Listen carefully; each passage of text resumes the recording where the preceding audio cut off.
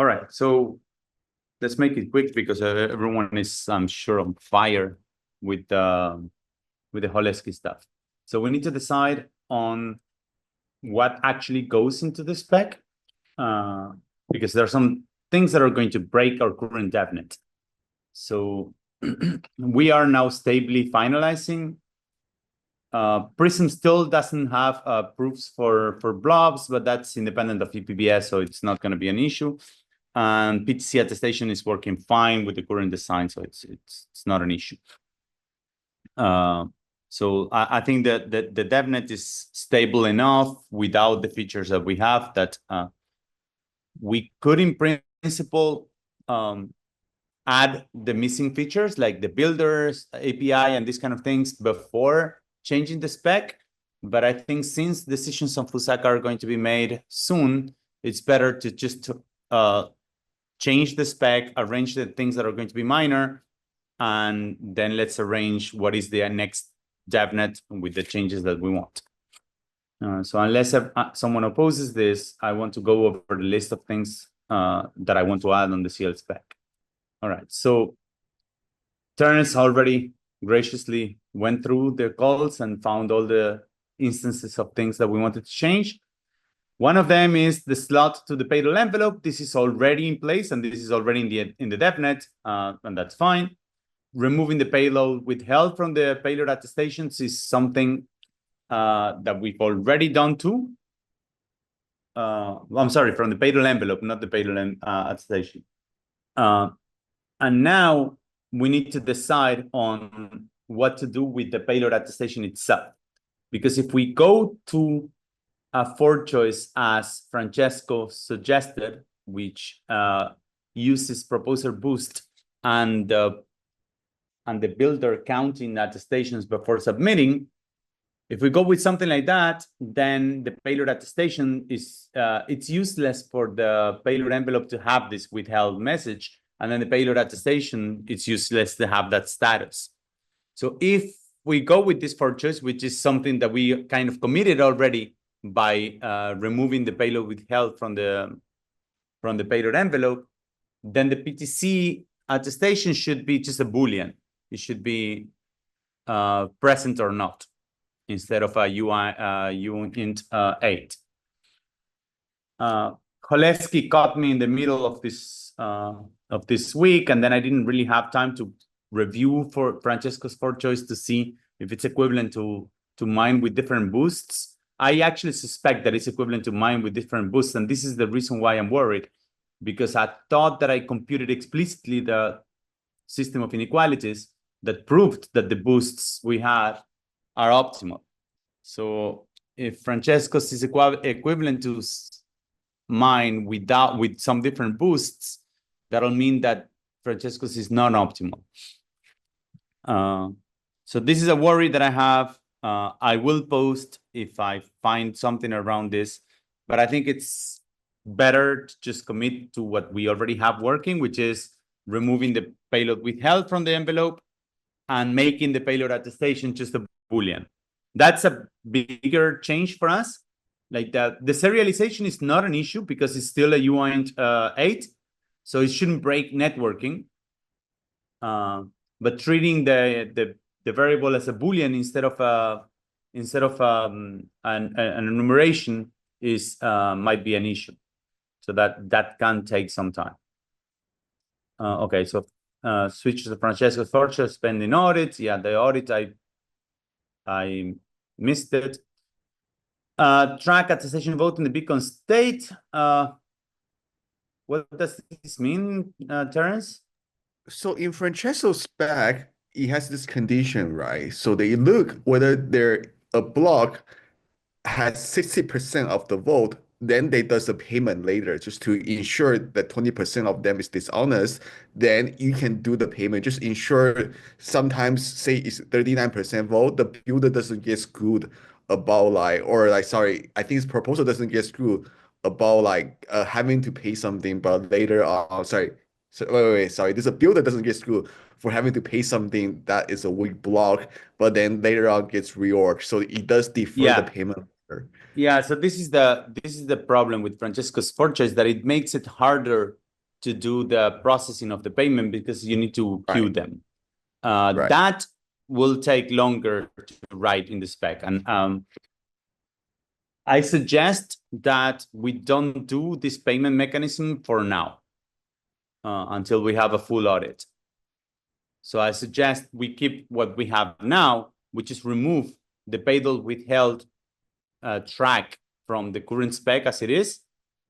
And let's hold on the payment mechanism from Francesco's. Because otherwise we're going to have to, like, as you say, like start tracking the votes on state or compute them later on. I mean, this is a deeper change to the spec. What is the next? Proposer building on an empty block cannot determine retrieve withdrawal from the beacon state. Yes. So this was an issue with withdrawals, but I think this should be solved at the client level. We should just cache them. This should be an implementation detail and not a not in the spec. The alternative would be to put the withdrawals instead of the withdrawals route in the state. But I don't like this. Yeah, I think the spec just need to mention that because I think in the validator spec there is a bug. There's a line that says get expected withdrawals through that helper function. I think that might work. That might not work. Yeah. Something. So if that's there, then that's So to the validator client, that you should just correct that sentence saying that you need to just cache them. Right, because it is get expected withdrawals, but it is get expected withdrawals of the previous state, of the pre-state of the block. All right, so what else? So that's so I think that's fine. Proposing how to solve the staking pool transfer problem. Well, we said that we just need a new prefix, and that was I think this is a blocker for pools. So, and that's not a problem for the DevNet either. We can just start all of them with that prefix. Is that all right? All right, so I don't see any complaints. So that it's not so complicated, so I can actually add it. Just adding a new prefix is not a problem. So we will just add a new prefix, and builders are only allowed to be from that prefix. And then the problem arises of how do we have, so builders can be, you can either self-build or be from that prefix, because otherwise you're not going to have onboarded builders at, when you start. And self-building, I think it doesn't break, self-building doesn't break pools anyways. And now at the fork, I mean, serious builders, I assume they're going to deposit before, so that's not an issue. We can enable withdrawals and everything. I mean, we can just consider them consolidated for the builders, and that's it. So that shouldn't, so they should be MaxEB validators anyways. So that should not be a problem. Okay, so the new engine API for retrieving payloads by hash and range. This is already implemented. I mean, this was already specified by Enrico, and no one complained. And adjusting the intervals, I don't want to do this now. This might go, if it goes into production, we are going to look into these numbers, and it shouldn't be too problematic. But yes, I assume that we're going to have to like put the PTC vote near 6 seconds if we go purely ePBS, and probably later if we go with fossil at the same time. But then there's the actual bug of the roundout. What do we do with that?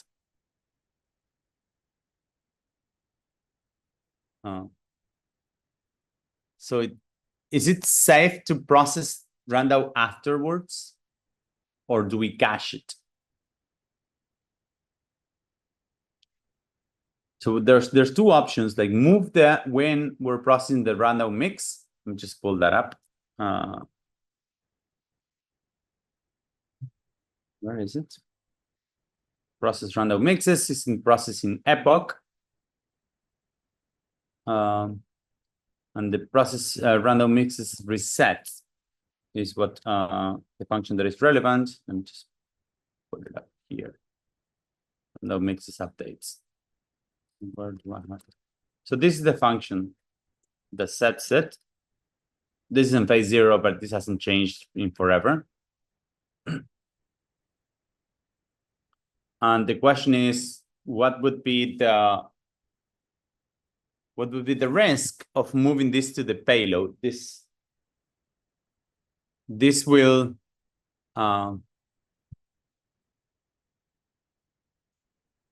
I mean, if we do this post payload, this will change the behavior if the proposer, I mean, it would allow the builder to set the random mix, and this is dangerous. So,